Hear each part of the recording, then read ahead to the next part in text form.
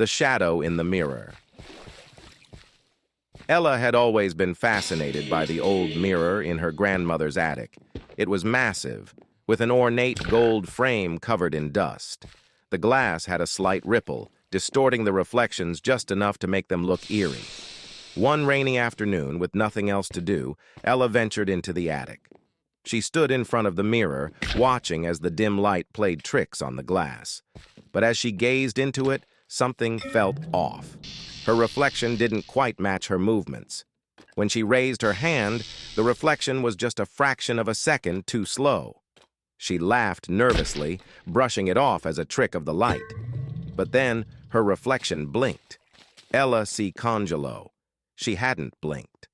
Heart racing, she slowly moved her hand toward the mirror. Her reflection did the same, but this time it smiled.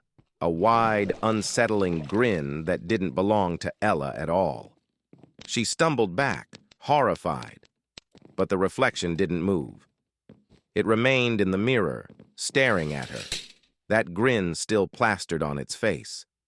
Ella ran out of the attic, slamming the door behind her, but the image of the grinning reflection stayed with her. That night, as she lay in bed, Ella couldn't shake the feeling of being watched. She turned to face her bedroom mirror just to reassure herself. But as she looked into it, her reflection wasn't there. Instead, there was nothing but darkness, a void where her reflection should have been. Ella screamed, but before she could move, a cold hand reached out from the darkness of the mirror, pulling her in. The last thing she saw before the darkness swallowed her was her own reflection, grinning back at her from the other side. The next day, Ella's parents found the attic door ajar, and the mirror shattered into pieces. But Ella was nowhere to be found.